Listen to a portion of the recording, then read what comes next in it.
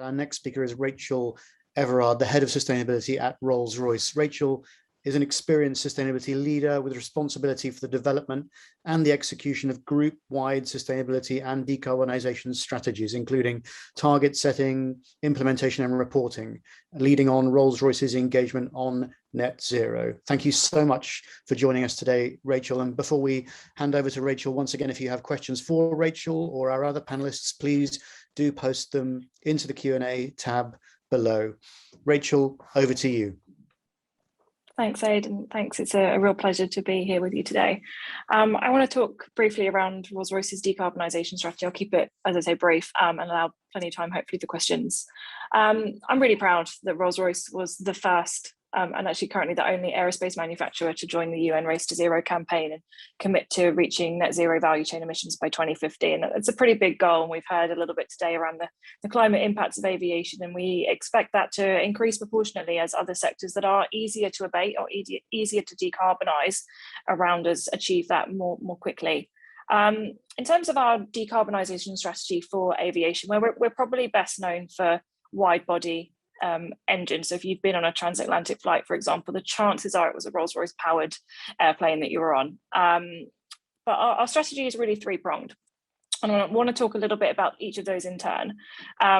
We're continuing to pursue the efficiency gains that we have benefited from throughout our history. I think it was Matt mentioned earlier, the Rolls-Royce Trent XWB is the world's most efficient large aero engine flying today, and we're really proud of that.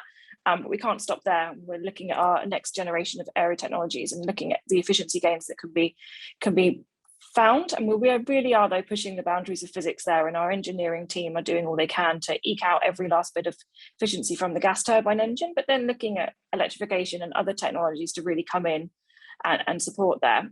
Another really important part of the puzzle around decarbonising aviation is the fuel that you put in the aircraft or in the engine. Traditionally, conventionally, that's been fossil fuel based. Jet A as we know it today, and we heard a little bit about the energy properties of that. And what we need to do is find a way to replicate that in a way that doesn't have the same carbon impact. We're looking at sustainable aviation fuels, SAFs, as they're known in the industry, that have a significantly lower life cycle CO2 than conventional fossil fuel based. Today, you can achieve around about a 70% life cycle CO2 saving compared to fossil fuels. And you've got about 7 pathways for sustainable fuel creation that are approved for use in commercial aircraft, up to a blend of 50%. So you can use a 50% SAF with a 50% fossil fuel. We're advocating that limit is lifted to allow for 100% SAF use. We're also looking at the different routes that you create these fuels and trying to unlock different opportunities, working a lot on testing in our own engines to prove the compatibility and prove that there's no adverse impact on the engine. But really what we're trying to do is accelerate the availability of these fuels. It's only around 0.1% of 2019 aviation fuel use came from a sustainable source.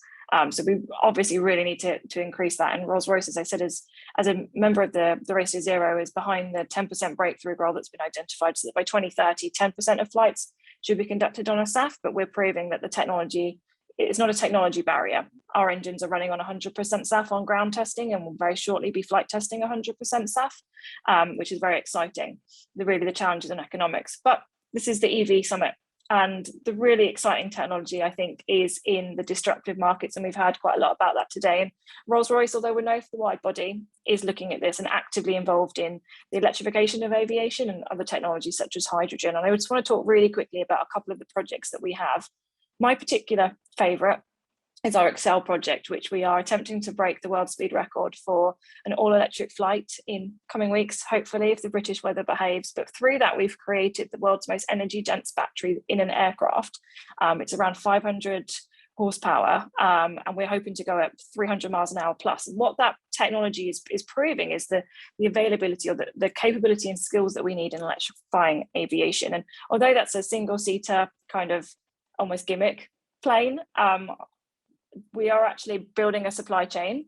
We're building capabilities and competencies, and we're proving them on a global stage, and that's really exciting. And I think as we look ahead to climate policy over the next couple of weeks in particular, proving the aviation industry is ready to take on the challenge, it's actively pursuing decarbonisation, is really exciting. And then we've heard a lot about UAM and those parts of the market where we're actually able to envision a whole new way of thinking about transport and thinking about how we get from A to B. And I think that's really exciting. And one of the comments just on the previous Q&A was around kind of the where. I think particularly for us here in the UK, there's obvious opportunities where markets will be perhaps first to electrify. We look at sort of the Scottish Islands now to Hebrides. We're working on a project there. We're also looking at the Norwegian market, where aviation really is unlocking opportunities for communities in remote parts of northern Norway, for example. And instead of a half a day ferry ride across a fjord and around a mountain, you can actually fly there within 40 minutes. And what we need to find is a way to do that without the carbon impact that we have today. And that's really exciting, and it's definitely driving Rolls-Royce's future. Rachel, thank you very, very much indeed. Super interesting to hear about Rolls-Royce's plans, and thanks very much indeed for that engaging presentation. As Paul Pereira is such a noted commentator in the space, unusually I'll ask a second question from Paul, and it's a good one. His question is, it seems hydrogen seems to be the best option as confirmed by your colleagues who joined FlyZero. What is Rolls-Royce's current roadmap on hydrogen in aviation? Great question. I think there's no single solution, and that's very obvious. We're going to need a whole raft of different technology levers that we can pull. Hydrogen, I think, is one of them, and there is a place for that in the market, particularly at the smaller scale. We heard before from Steve around some of the challenges that are to be overcome, and I think Rolls-Royce would kind of echo some of those. It's a technology that we're pursuing, but I certainly don't think it's a silver bullet. Very good. So the next question is a question on technology transfer.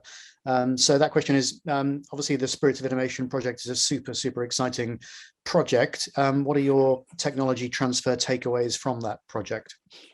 Yeah, it's a great question. I talked about it as a gimmick, and it's absolutely not. There's real commercial viability there, and we are looking at how the technology can be transferred into particularly the very small scale of the market. Think about military applications in particular, where you want rapid, fast, and you're not maybe going like long haul flights. There's a lot that we can learn from the project itself, and we're looking at things like RAF trainer aircraft, the Red Arrows at the moment. Potentially they could be electric in the near future. So definitely a lot of application for that.